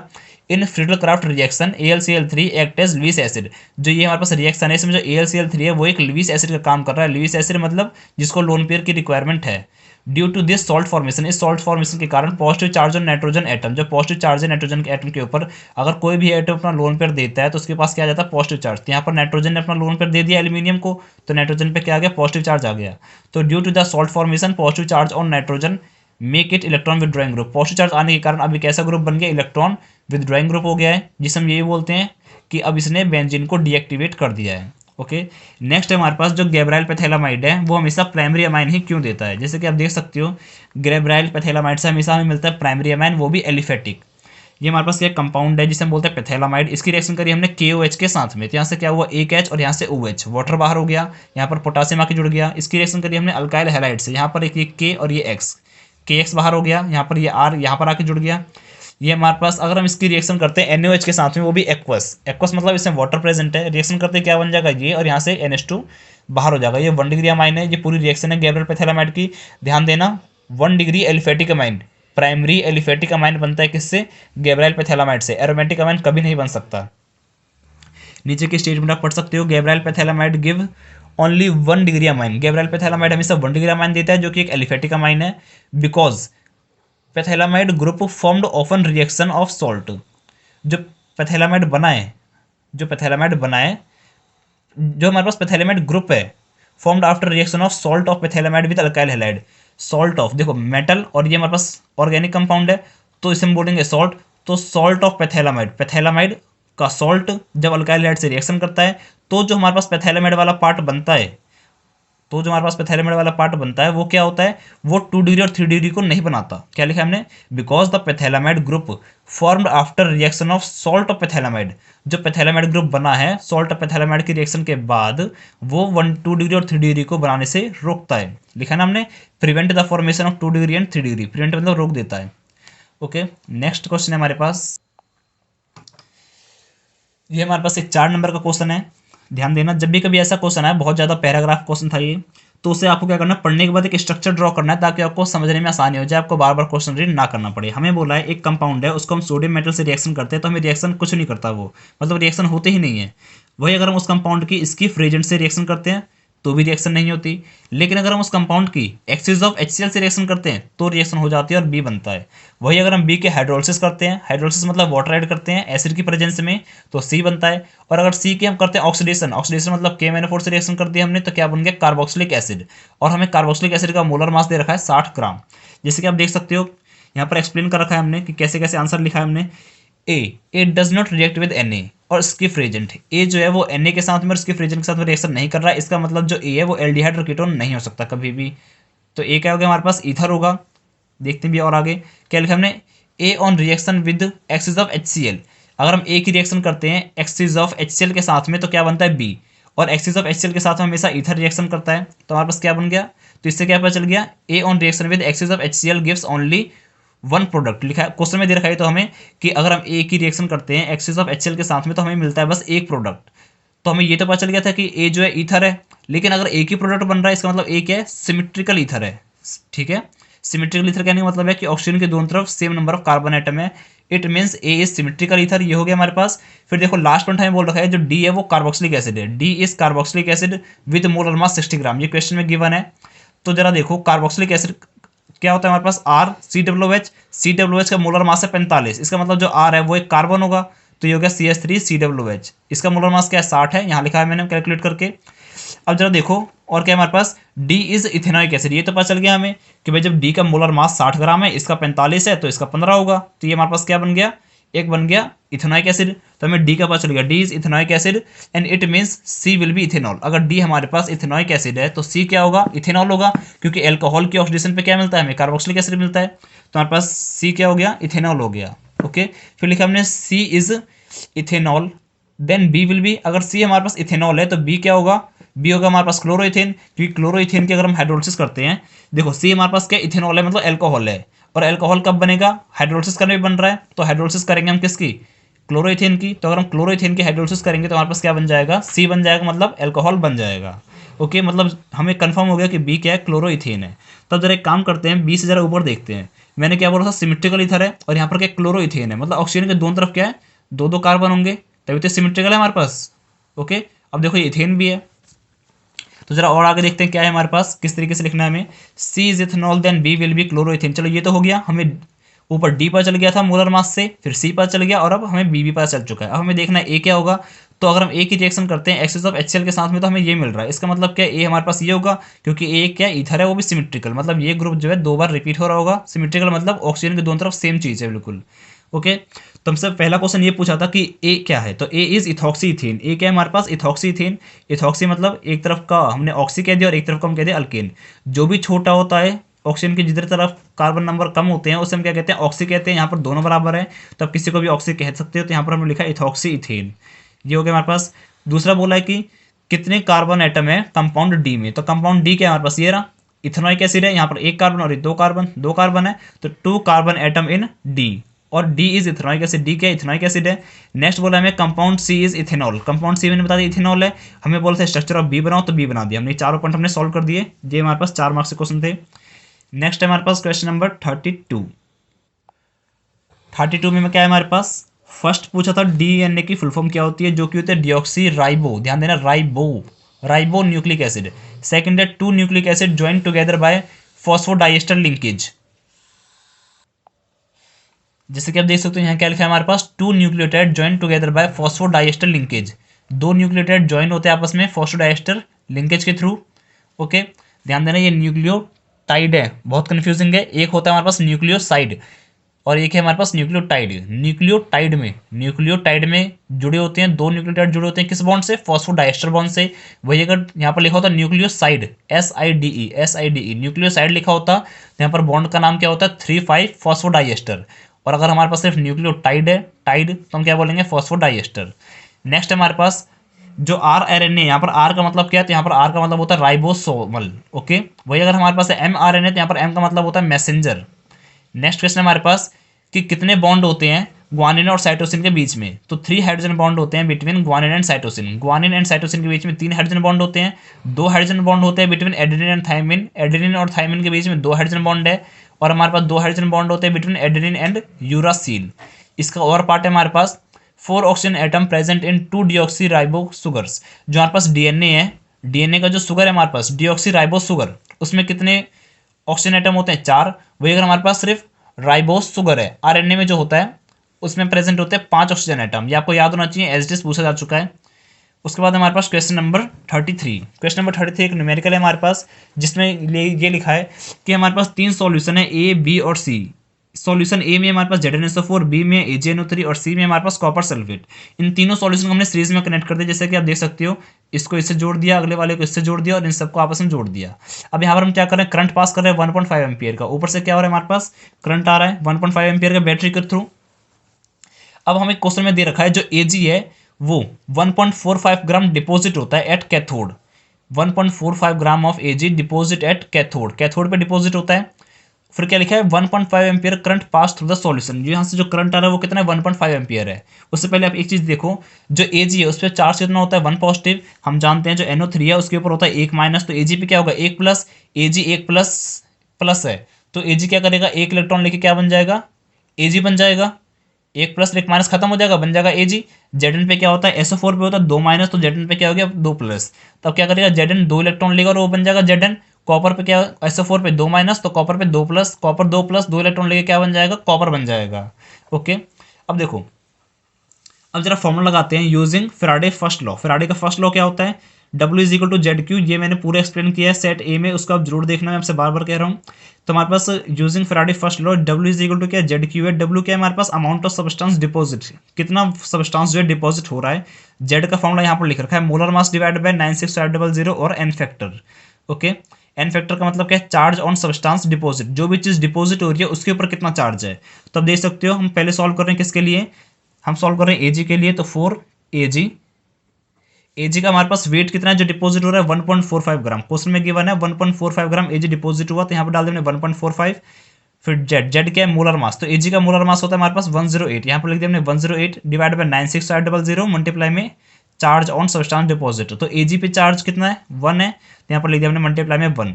फिर यहाँ पे Q क्या है हमारे पास, चार्ज, और चार्ज क्या होता है, करंट इंटू टाइम। करंट है 1.5 एम्पियर और टाइम हमें नहीं पता, हमसे ये भी बोला है कि टाइम फाइंड करो, तो यहाँ से सॉल्व करके क्या करेंगे, टाइम निकाल लेंगे।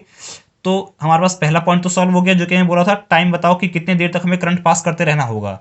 फिर हमसे क्वेश्चन पूछा है कि भाई कितना जिंक डिपॉजिट होगा और कितना कॉपर डिपॉजिट होगा। तो एक काम करते हैं, यही चीज हम सॉल्व करते हैं जिंक के लिए। तो फॉर्मूला क्या था, W is equal to Z Q. W is equal to Z, यहाँ पर क्या था, मोलर मास अपॉन में 96500। तो जिंक का मोलर मास होता है 65.3।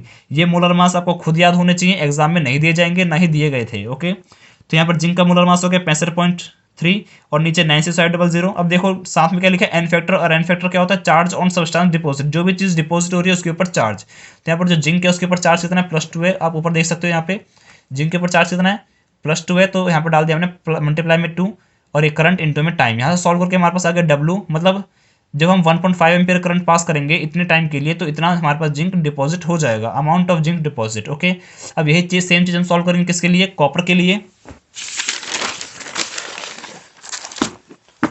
तो ये हमारे पास कॉपर के लिए W इज इक्वल टू में जेड, वही मोलर मास डिवाइड बाई ये, कॉपर में 2 पॉजिटिव था, सेम वही हमने सबको सॉल्व किया है। सॉल्व करने के बाद हमारे पास यहाँ पर आंसर आ गया इसका, इतना इतना सब्सटेंस इसका डिपॉजिट हो रहा है, अमाउंट ऑफ कॉपर डिपॉजिट। अब देखो नेक्स्ट है हमारे पास इसी का और पार्ट में एक न्यूमेरिकल क्वेश्चन है, जो कि सिंपल है, फॉर्मुला बेस्ड है। हमें कंसंट्रेशन दे रखा है NaOH का, जो कि है 0.05 मोल पर लीटर। ओके, मोल पर लीटर देख के आपको समझना है कि वो मोलैरिटी दे रखी है हमें। डायमीटर दे रखा है हमें 1 सेंटीमीटर। 1 सेंटीमीटर का मतलब क्या है, हाफ रेडियस हो जाएगा इसका। उसके बाद देखो रेजिस्टेंस दे रखा है हमें 5.55 इंटू में 10 के पावर 3 ओम। लेंथ दे रखी है हमें 50 centimetre, area of cross section हमने निकाल लिया, पाई आर स्क्वायर होता है, पाई और आर की वैल्यू क्या है हमारे पास, डायमीटर 1 है तो रेडियस क्या हो जाएगा 1/2 का स्क्वायर कर दिया, यहाँ से हमारे पास आ गया एरिया ऑफ क्रॉस सेक्शन। फिर होता है हमारे पास एक सेल कांस्टेंट, इसका फॉर्मूला आपको याद होना चाहिए, इसको मैं डायरेक्ट यहाँ से कर सकता था लेकिन यहाँ पर इसलिए लिखा था कि आपको इसका फॉर्मूला याद हो जाए। सेल कांस्टेंट क्या होता है, लेंथ अपॉन में एरिया, लेंथ हमें पता है 50 है और एरिया हमने सॉल्व करके निकाल लिया, यहाँ से हमारे पास क्या आ गया सेल कांस्टेंट आ गया। उसके बाद रेजिस्टेंस क्या होता है, रो एल अपॉन में ए, यहाँ पर जो रो है उसे क्या कहते हैं, रेजिस्टिविटी कहते हैं। रो यहाँ पर क्या है, रेजिस्टिविटी है। तो हम क्या करेंगे, रेजिस्टेंस की वैल्यू हमें दे रखी है क्वेश्चन में और लेंथ अपॉन एरिया हमने सॉल्व करके निकाल लिया है। रेजिस्टेंस और ये रेजिस्टिविटी और लेंथ अपॉन में एरिया हमने जो सब ऊपर सॉल्व किया था ये रहा, तो यहाँ पर हमने लिख दिया, यहाँ से हमारी रेजिस्टिविटी आ जाएगी। ओके, रेजिस्टिविटी जो है वो क्या होती है, इनवर्सली प्रोपोर्शनल टू कंडक्टिविटी। तो कंडक्टिविटी बराबर में लिख दिया हमने 1 अपॉन में रेजिस्टिविटी, इसकी वैल्यू यहाँ डाल दी। इसको सॉल्व कर देंगे तो हमारे पास क्या आ जाएगा, कंडक्टिविटी आ जाएगा, जो कि ये है। कंडक्टिविटी का सिंबल होता है के, रेजिस्टिविटी का होता है रो। फिर हमें बोला है मोलर कंडक्टिविटी फाइंड करो, तो मोलर कंडक्टिविटी क्या होती है, Vm इज इक्वल टू के इंटू में 1000 डिवाइड बाय मोलरिटी। तो के हमें पता है कंडक्टिविटी, जस्ट हमने सॉल्व करी है अभी। मोलरिटी हमें क्वेश्चन में गिवन है 0.05, यहाँ से सॉल्व करके हमारे पास क्या आ जाएगा, मोलर कंडक्टिविटी आ जाएगी। जैसे कि आप देख सकते हैं यहाँ पर सॉल्व कर दिया है हमने।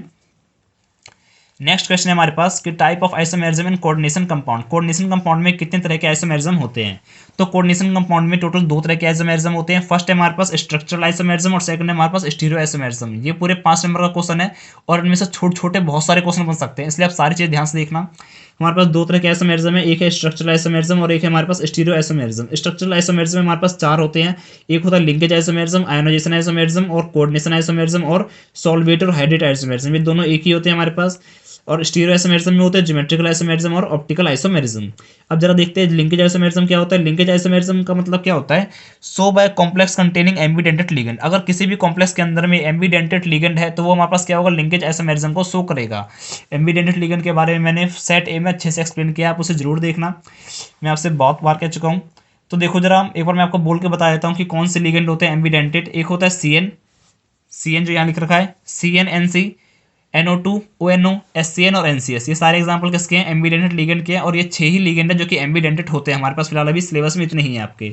तो क्या लिखा है हमने, so by complex containing ambidentate ligand. जो मैंने अभी नाम लिए हैं अगर उनमें से कुछ भी प्रेजेंट हुआ बॉक्स के अंदर में तो वो हमारे पास क्या होगा, लिंकेज आइसोमेरिज्म को शो करेगा। जैसे कि आप देख सकते हैं यहाँ पर CN है और यहाँ पर NC है, ध्यान देना पेयर में होने चाहिए। CN है तो NC, NO2 है तो ONO, SCN है तो NCS। ओके, तो यहाँ पास क्या लिंकेज आइसोमेरिज्म का एग्जांपल हो गया। नेक्स्ट है आयोनाइजेशन आइसोमेरिज्म। मैं आपको बता चुका हूँ कि अगर हमारे पास किसी कॉम्प्लेक्स को ब्रेक करते हैं तो बॉक्स हमेशा एज इट इज रहता है, वो ब्रेक नहीं होता, बॉक्स अलग हो जाता है और साथ में ये आयन अलग हो जाता है। अगर मैं इस बॉक्स को ब्रेक करूंगा तो क्या मिलेगा, एक बॉक्स मिलेगा, क्योंकि बॉक्स कभी ब्रेक नहीं होता, उसके अंदर का कुछ भी नहीं जाएगा, सब कुछ अंदर ही रहेगा। और ये बियर बस अलग हो चुका है, यहाँ पर ये बॉक्स टूटेगा तो क्या बनेगा, ये और SO4 बनेगा। तो आप देख सकते हो दोनों में सब कुछ सेम है, यहाँ भी क्रोमियम यहाँ भी क्रोमियम, NH3 5 NH3 5, एक SO4 एक SO4 एक Br एक Br, बस यहाँ पर SO4 और Br की पोजीशन चेंज कर दी है। तो आप देख सकते हो अगर ये टूटेगा तो क्या बनेगा, बॉक्स बनेगा और साथ में Br नेगेटिव, ये टूटेगा तो क्या बनेगा, बॉक्स और SO4। यहाँ पर हमें डिफरेंट आयंस मिल रहे हैं जबकि दोनों का क्या फॉर्मुला पूरा सेम है, डिफरेंट आयंस मिल रहे हैं और फॉर्मुला सेम है, इसी को हम बोलते हैं आयोनाइजेशन आइसोमेरिज्म। आप स्टेटमेंट पढ़ो, pair of compound having same molecular formula. Pair of compound 2 compound है जिनका मॉलिक्यूलर फॉर्मूला बिल्कुल सेम है, but gives different ions in aqueous solution after dissociation. Aqueous solution जैसे हम इसको पानी में डालते हैं तो हमें डिफरेंट आयंस मिलते हैं डिसोसिएशन होने के बाद में, टूटने के बाद में। यहाँ पर मिला हमें बॉक्स और Br, यहाँ पर मिला हमें बॉक्स और SO4। तो ये हमारे पास दोनों कंपाउंड के आपस में आयोनाइजेशन आइसोमेरिज्म का एग्जांपल है। नेक्स्ट है हमारे पास कोऑर्डिनेशन आइसोमेरिज्म। कोशिश करना आपकी इनकी स्टेटमेंट और एग्जांपल अच्छे से याद रखना। नेक्स्ट है हमारे पास coordination isomerism, so by compound made of cation and anion. देखो कोऑर्डिनेशन आइसोमेरिज्म वो कंपाउंड शो करते हैं जिनमें कि 2 बॉक्स एक साथ हो। जैसे देखो यहाँ पर भी ये एक बॉक्स है और ये एक बॉक्स है, ये 2 बॉक्स है हमारे पास एक साथ, ये पूरा एक ही कंपाउंड है। अब तक क्या था, एक बॉक्स था तो एक कंपाउंड था, लेकिन यहाँ पर 2 बॉक्स और एक कंपाउंड है, ये दोनों एक ही साथ है। इनमें से किसी एक बॉक्स से पॉजिटिव होगा, किसी एक बॉक्स पे नेगेटिव होगा। जो बॉक्स हमेशा इधर की तरफ लिखा जाता है वो हमेशा क्या होता है, पॉजिटिव होता है। जैसे कि आप जानते हो हम क्या लिखते हैं, हमेशा NaCl लिखते हैं, पॉजिटिव वाला पार्ट हमेशा पहले लिखा है, नेगेटिव वाला बाद में लिखा है। तो जो भी बॉक्स पहले है वो क्या पॉजिटिव है, जो बाद में उसे नेगेटिव है। जो बॉक्स है इस बॉक्स को हम बोलते हैं एंटिटी। बॉक्स के अंदर में जो भी है उसे हम क्या बोलते हैं, कोऑर्डिनेशन एंटिटी। तो जरा इसकी स्टेटमेंट देखते हैं एक बार। आप इतना तो पता चल गया कि अगर हमारे पास 2 बॉक्स एक साथ है और वो पेयर में है, ये एक और ये एक, तो हमारे पास वो कोऑर्डिनेशन आइसोमेरिज्म का एग्जांपल है। जैसे आप देख सकते हो स्टेटमेंट क्या लिखी हमने, so by compound made up of cation and anion coordination entity. वो कंपाउंड जो कि कैटायन और एनायन कोऑर्डिनेशन एंटिटी की बनी है, मतलब कैटायन भी एक कॉम्प्लेक्स है पूरा और एनायन भी एक पूरा कॉम्प्लेक्स है।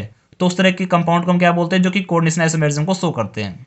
फिर लिखा है the ligand of these 2 entity can be interchange. जो हमारे पास दो एंटिटी है, ये एक एंटिटी, क्योंकि बॉक्स के अंदर में जो भी है वो एक एंटिटी होती है, तो ये एक एंटिटी और ये एक एंटिटी में जो लिगेंड है, लिगेंड मतलब मेटल के अलावा जो भी है उसे क्या कहते हैं, लिगेंड कहते हैं। ये आपस में हम चेंज कर सकते हैं। तो देख सकते हैं मैंने सारे CN को यहाँ भेज दिया और सारे NH3 को यहाँ भेज दिया है। ओके, नेक्स्ट है हमारे पास सॉल्वेट आइसोमेरिज्म और हाइड्रेट आइसोमेरिज्म, जो कि दोनों ही सेम होते हैं। ये हमें तब मिलता है जब हमारे पास किसी कॉम्प्लेक्स में वाटर मॉलिक्यूल प्रेजेंट होता है। ओके, क्या लिखा हमने, pair of compound having different number of water molecule as ligand. दो कंपाउंड है जिसमें कि different number of water molecule ligand की तरह। लिगेंड बॉक्स के अंदर वाली चीज को हम लिगेंड कहते हैं। ओके, जरा इसके एग्जांपल देखो पीछे, एक बार स्टेटमेंट पढ़ लो फिर से, pair of compound having different number of water molecule as ligand. Example देखते हैं एक बार। जैसे एग्जांपल है हमारे पास CrH2 और ये दे रखा है, यहाँ देख सकते हो बॉक्स के अंदर हमारे पास क्या है, 4 वाटर और बाहर कितने, 2 वाटर है। इसको हमने क्या करा, यहाँ पर ऐसा कर दिया, हमने बाहर वाले एक वाटर को अंदर कर दिया। जैसे कि आप देख सकते हो इस वाले कंपाउंड में बाहर 2 वाटर है, इस वाले में क्या 1 वाटर है।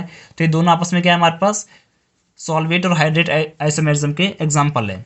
नेक्स्ट हमारे पास, अब देखो हमने स्ट्रक्चरल आइसोमेरिज्म के सारे पॉइंट क्लियर कर लिए, लिंकेज कर लिया, आयनाइजेशन कर लिया, हाइड्रेट कर लिया और एक कोऑर्डिनेशन भी कर लिया है। अब नेक्स्ट हमारे पास ज्योमेट्रिकल आइसोमेरिज्म, जो कि स्टीरियो आइसोमेरिज्म में आता है, is also known as cis trans isomerism. Geometrical isomerism को हम सिस ट्रांस आइसोमेरिज्म भी कहते हैं, क्योंकि इसमें सिस और ट्रांसफॉर्म ही बनती है बस। फिर क्या लिखा हमने, this is based on the different arrangement of ligand around central metal atom. ये कब बनते हैं, जब हम लिगेंड की पोजीशन चेंज करते हैं। जैसे कि आप देख सकते हो एक एग्जांपल है हमारे पास NiNH3 Cl2। यहाँ पर Cl2 देखो 2 बार क्या है, 2 NH3 और 2 Cl है। हमने नाइट्रोजन निकल के चार तरफ क्या करा, इनको अरेंज कर दिया। अब देख सकते हो सेम चीज के बीच में सेम लिगेंड, देखो बॉक्स में एक मेटल होता है और बाकी सारे क्या होते हैं, लिगेंड होते हैं। तो NH3 Cl क्या लिगेंड्स है। तो अगर सेम लिगेंड के बीच में एंगल 90 डिग्री का होता है तो वो क्या होता है, सिस होता है। अगर मैं इस NH3 को यहाँ कर दूं, जैसे यहाँ पर हमने क्या दिया, अब इन दोनों जो दोनों सेम लिगेंड है इनके बीच में एंगल कितना हो गया, 180। तो हमारे पास एग्जाम्पल किसका है, ट्रांस का एग्जाम्पल है। ओके, नेक्स्ट हमारे पास ज्योमेट्रिकल आइसोमेरिज्म के बाद होता है ऑप्टिकल आइसोमेरिज्म। ये होता क्या है, जैसे कि आप देख सकते हो optical isomerism so by compound having non super imposable mirror image. अगर हमारे पास 2 कंपाउंड है जिनकी non super imposable mirror image है, मतलब वो कंपाउंड जो अपनी मिरर इमेज पे, जैसे देखो ये क्या है, हमारे पास मिरर है, ये कंपाउंड अगर अपनी मिरर इमेज पे सुपर इम्पोज नहीं हो पाया तो ये कंपाउंड क्या होगा, ऑप्टिकली एक्टिव होगा। कंपाउंड क्या है हमारे पास, COEN3 और ऊपर 3 पॉजिटिव। जो EN है वो क्या है, एक बाइडेंटेड लिगेंड होता है। ओके, तो यहाँ पर हमने इसका स्ट्रक्चर ड्रॉ किया है, CO ये हमारे पास ऐसा है। अब देख सकते हो अगर मैं इस कंपाउंड को उठा के यहाँ से यहाँ रखूँ, तो देखो जहाँ पर से 2 पंख से बन रहे हैं, 2 EN है, वो क्या आएंगे, इस साइड आ जाएंगे। अगर मैं इसको यहाँ से उठा के यहाँ लाऊं तो ये दोनों में इधर आ जाएंगे और सुपर इम्पोज हो नहीं पाएगा। सुपर इम्पोज कहने का मतलब होता है कि ये कंपाउंड इसको अच्छी तरह से कवर कर दे। जैसे देखो यहाँ लिख रहा हूँ मैं, यहाँ लिखा मैंने A, ये क्या है हमारे पास मिरर है, A इसकी इमेज ये बनी। तो इस A को अगर मैं इसके ऊपर उठा के रख दूँ तो ये वाला A पूरा कवर हो जाएगा। तो ये हमारे पास सुपर इम्पोज हो चुका है, सुपर इम्पोज हो चुका है। तो ये हमारे पास ऑप्टिकली कंपाउंड नहीं है। जैसे ये कंपाउंड अगर मैं इसको उठा के उधर ले जाऊं तो यहाँ पर क्या 2 CEN है जो इस साइड है। तो अगर मैं इस CO को इस CO के ऊपर रख दूं तो ये दोनों चीज इधर साइड आ जाएंगी। तो ये हमारे पास सुपर इम्पोज नहीं हो पाएगा। तो हम क्या बोलेंगे इसे, non super imposable mirror image. और इस कंपाउंड को हम क्या बोलेंगे, ऑप्टिकली एक्टिव, या जो ऑप्टिकली आइसोमेरिज्म को शो कर रहा है। नेक्स्ट क्वेश्चन है हमारे पास इसके और पार्ट के लिए K4FeCN6। पहले हमने से बोला है कि इसका IPSC नेम बताओ, तो इसका IPSC नेम लिखा है हमने। देखो IPSC नेम क्या है, जो बॉक्स के बाहर जो भी होता है पहले उस एलिमेंट का नाम लिखते हैं। पोटासियम लिख दिया हमने, फिर बॉक्स के बाहर वाले के लिए हम क्या करते हैं, एक गैप देते हैं। फिर अंदर क्या है, 6 बार है तो हमने लिख दिया हेक्स। CN है, CN को हम बोलते हैं साइनो, तो CYANO साइनो लिख दिया हमने। उसके बाद क्या है हमारे पास, आयरन है। Fe क्या है, आयरन है। देखो एक पोटासियम पे एक पॉजिटिव होता है, 4 पोटासियम पे 4 पॉजिटिव। अगर मैं बाहर से पोटासियम को हटा दूं, एक पोटासियम पे एक पॉजिटिव, 4 पोटासियम पे 4 पॉजिटिव। अगर बाहर से पोटासियम हटा दूं तो बॉक्स के ऊपर क्या हो जाएगा, नेगेटिव चार्ज। और कहीं भी अगर बॉक्स के ऊपर नेगेटिव चार्ज होता है, जो मेटल का नाम उसको हम बदल देते हैं। तो आयरन का नाम क्या हो जाता है, फेरिट। और यहाँ पर आयरन के ऊपर चार्ज है +2। कैसे आया ये यहाँ देख सकते हो आप, आयरन के ऊपर हमने क्या चार्ज निकाला, तो लेट चार्ज ऑन आयरन। हमें चार्ज नहीं पता Fe के ऊपर, तो हमने से मान लिया x। अब देख सकते हो एक पोटासियम पे होता है एक पॉजिटिव, 4 पोटासियम है तो हमने 4 से मल्टीप्लाई कर दिया। आयरन के ऊपर चार्ज निकालना है हमें, तो हमने से x मान लिया। एक CN पे होता है -1। अभी कुछ देर पहले साइनोहाइड्रिन मैंने बताया था, CN पे -1 चार्ज होता है। 6 CN है तो 6 और बराबर में 0। यहाँ से सॉल्व करके x की वैल्यू आ गई 2, इसलिए हमने यहाँ पर लिखा है रोमन नंबर में 2। ये रूल है, लिखना जरूरी है। उसके बाद देख सकते हो जो CN नेगेटिव है वो मोनोडेंटेड लिगेंड है। मोनोडेंटेड मतलब बस ये एक बॉन्ड बना सकता है। और यहाँ पर ऐसे 6 हैं तो सेकेंडरी वैलेंसी क्या होगी, 6, क्योंकि 6 बॉन्ड बनेंगे। एक CN एक बॉन्ड बनाता है तो 6 CN 6 बॉन्ड बनाएंगे, तो सेकेंडरी वैलेंसी होगी 6। फिर हमसे बोला है इसकी लिखो इलेक्ट्रॉनिक कन्फिग्रेशन, तो देख सकते हो जो सेंट्रल मेटल एटम है आयरन है, ये 26 नंबर पे आता है। तो हमने 26 के लिए इलेक्ट्रॉनिक कन्फिग्रेशन लिख दी है 1s2 2s2 2p6 3s2 3p6 3d6 4s2। आप इनको काउंट कर सकते हो 2 4 और 6 10 2 12 6 18 और 6 24 25 26। फिर हमने क्या करा देख सकते हो, जो ये वाला पार्ट है 1s2 2s2 2p6 3s2 3p6, इसको हमने लिख दिया आर्गन 18, जो कि एक शॉर्ट फॉर्म में लिखने में आसानी लगती है और देखने में सही लगता है। हमने चार्ज क्या निकाला था आयरन के ऊपर, आयरन के ऊपर चार्ज x माना था हमने और वो वैल्यू आई 2, तो आयरन के ऊपर +2 है। हमारे पास अभी 26 इलेक्ट्रॉन थे, लेकिन +2 का मतलब क्या है, 2 इलेक्ट्रॉन दे दिए हमने किसी को, 2 इलेक्ट्रॉन बाहर निकाल दे, 2 इलेक्ट्रॉन निकाल दे तो कितने बचे, अब 24 बचे। तो हमने 24 के लिए कन्फिग्रेशन लिखी है, यहाँ से हमने 2 कम कर दिया। डी में हमारे पास 5 ऑर्बिटल होते हैं और एस में हमारे पास 1 और पी में हमारे पास होते हैं 3। यहाँ से क्या है हमारे पास ये जो लिगेंड है सी एन क्या है, एक स्ट्रॉन्ग फील्ड लिगेंड है। स्ट्रॉन्ग फील्ड लिगेंड इलेक्ट्रॉन को पेयर अप कर देते हैं। इससे पहले मैं आपको फिर से कहूंगा कि आप एक बार सेट ए जरूर देखना, वहाँ पर मैंने 2 एग्जाम क्वेश्चन लिए हैं जो कि इस तरीके से सॉल्व किए हैं पूरा हमने। उसके बाद देखो जो C N A strong field ligand है वो इलेक्ट्रॉन को पेयर कर देगा, तो हम क्या करेंगे इस वाले इलेक्ट्रॉन को उठा के यहाँ रख देंगे और इस वाले इलेक्ट्रॉन को यहाँ रख देंगे, ये पेयर कर दिया हमने। उसके बाद जैसे ही हमारे पास सी एन आया, हमने क्या करा यहाँ पर 2 2 क्रॉस लगा दिए। देख सकते हो आप ये क्रॉस क्या रिप्रेजेंट कर रहे हैं कि जो सी एन है वो लिगेंड है, उसने अपने लोन पेयर यहाँ पर दे दिए, उसने अपने इलेक्ट्रॉन इन्हें दे दिए हैं। उसके बाद देखते हैं हाइब्रिडाइजेशन क्या है, हमारे पास क्या है FeCN6 6 है। 6 का मतलब क्या है, हमें 6 डब्बे खाली चाहिए। तो यहाँ पर कितने बॉक्स है 2 3 4 5 6 6 खाली हो चुके हैं। अब देखो शुरुआत में क्या है हमारे पास डी है D2 फिर एक S और P3, तो D2S P3, तो हाइब्रिडाइजेशन क्या होगी इसकी D2S P3। जो D है देखो शुरुआत में आ रहा है तो हम बोलेंगे इसे इनर ऑर्बिटल कॉम्प्लेक्स, और देख सकते हो अब सारे इलेक्ट्रॉन क्या पेयर अप है तो इसे हम क्या बोलेंगे लो स्पिन कॉम्प्लेक्स। अब देखो एक डब्बे में मैक्सिमम 2 इलेक्ट्रॉन जाते हैं, एक ऑर्बिटल में मैक्सिमम 2 इलेक्ट्रॉन जाते हैं। यहाँ पर तीनों ऑर्बिटल में क्या 2 2 इलेक्ट्रॉन है, एक भी इलेक्ट्रॉन अनपेयर्ड नहीं है। ऐसा नहीं है कि भाई किसी एक बॉक्स के अंदर में बस एक इलेक्ट्रॉन प्रेजेंट हो, सारे फुली फिल्ड है, तो हम क्या बोलेंगे कि हमारे पास एक भी अनपेयर्ड इलेक्ट्रॉन प्रेजेंट नहीं है। तो नंबर ऑफ अनपेयर्ड इलेक्ट्रॉन क्या हो गए इसमें 0 हो गए। फिर हम निकालते हैं मैग्नेटिक मूवमेंट। मैग्नेटिक मूवमेंट का फॉर्मूला होता है √n ब्रैकेट में n+2 BM। BM यहाँ पर क्या रिप्रेजेंट कर रहा है बोहर मैग्नेट्रॉन को, और n क्या यहाँ पर नंबर ऑफ अनपेयर्ड इलेक्ट्रॉन। यहाँ पर सारे ऑर्बिटल फुली फिल्ड है तो एक भी अनपेयर्ड नहीं बचा, तो n की वैल्यू हम डाल दी 0, तो मैग्नेटिक मूवमेंट क्या आ गया हमारे पास 0 आ चुका है। फिर देखो अगर हमारे पास अनपेयर्ड इलेक्ट्रॉन नहीं है तो कंपाउंड कैसा होगा डायमैग्नेट। तो हमने क्या लिखा, जो हमारे पास कंपाउंड गिवन है K4Fe जो ऊपर गिवन है K4FeCN6 वो क्या डायमैग्नेटिक है, क्योंकि एक भी अनपेयर्ड इलेक्ट्रॉन नहीं है उसमें। कलरलेस है क्योंकि एक भी अनपेयर्ड इलेक्ट्रॉन नहीं है। और देखो नेक्स्ट पॉइंट जो कि बहुत ज़्यादा इंपॉर्टेंट है, जिसे कहते हैं इफेक्टिव एटॉमिक नंबर। फॉर्मूला क्या होता है इसका, Z+ में 2 इंटू में कोऑर्डिनेशन नंबर माइनस में प्राइमरी वैलेंसी। Z क्या है यहाँ पर होता है atomic number of central metal atom, जो कि हमें पता है आयरन है, तो उसका एटॉमिक नंबर कितना होता है 26 होता है। Z की वैल्यू आ गई 26 प्लस में 2 मल्टीप्लाई में कोऑर्डिनेशन नंबर। कोऑर्डिनेशन नंबर का मतलब होता है सेकेंडरी वैलेंसी। सेकेंडरी वैलेंसी का मतलब हमारे कितने कोऑर्डिनेट बॉन्ड बन रहे हैं, एक CN एक बॉन्ड बनाता है तो 6 CN 6 बॉन्ड बनाएगा, तो कोऑर्डिनेशन नंबर हो गया 6 माइनस में प्राइमरी वैलेंसी। प्राइमरी वैलेंसी क्या होता है charge on central metal atom. Central metal atom ये बॉक्स के अंदर भी मेटल है, इसके ऊपर चार्ज कितना आया था +2, तो प्राइमरी वैलेंसी हमारे पास है +2, तो इसको सॉल्व करके आएगा 36। अगर हमारे पास कभी भी इफेक्टिव एटॉमिक नंबर बराबर हो जाता है नोबल गैस के एटॉमिक नंबर के, इसका मतलब क्या कंपाउंड बहुत ज़्यादा स्टेबल है। तो हमारे पास 36 नंबर पे एक नोबल गैस आती है, इसलिए हम क्या कहेंगे जो ये कंपाउंड है ये बहुत ज़्यादा स्टेबल है। यहाँ पर मैंने लिखा भी आप देख सकते हो effective atomic number equal to 36 which is equal to the atomic number of noble gas. तो हमारे पास ये इट मीन्स जो ये कंपाउंड है ये क्या है बहुत ज़्यादा स्टेबल है। ओके अब जरा देखो नेक्स्ट हमारे पास लास्ट क्वेश्चन एकदम 35, जो कि ये एक कंपाउंड दे रखा है C8H16O2। ओके C8H16O2 है और इसका नाम दिया है A। हमें नहीं पता कि इसका फंक्शनल ग्रुप क्या है, रियल फॉर्मूला क्या है, जो भी है स्ट्रक्चर क्या है। इसके हम कर रहे हैं हाइड्रोलिसिस। हाइड्रोलिसिस करने पे क्या मिलता है हमें कार्बोक्सिलिक एसिड मिलता है और अल्कोहल मिलता है। ओके अगर हम अल्कोहल की ऑक्सीडेशन करते हैं क्रोमिक एसिड की प्रेजेंस में H2CrO4 को हम क्या बोलते हैं क्रोमिक एसिड। इसका नाम आपको याद होना चाहिए, क्वेश्चन पेपर में नहीं दिया जाता। तो अगर हम अल्कोहल की ऑक्सीडेशन करते हैं तो हमें क्या मिलता है B मिलता है। ओके और B वही है कार्बोक्सिलिक एसिड। अगर हम C की करते हैं डिहाइड्रेशन, मैंने आपको कुछ देर पहले बताया था D का मतलब क्या होता है निकलना और हाइड्रेशन का मतलब वाटर। उसमें क्या था D कार्बोक्सिलेशन था, D मतलब निकलना और कार्बोक्सिलेशन का मतलब CO2। यहाँ पर क्या डिहाइड्रेशन मतलब वाटर का निकलना। तो अगर हम C में से वाटर को निकाल देते तो हमारे पास क्या बन जाता है ब्यूट1 बन जाता है। तो ये हमारे पास हो गया अल्कीन, जो कि एक ब्यूट1 दे रखा है हमें।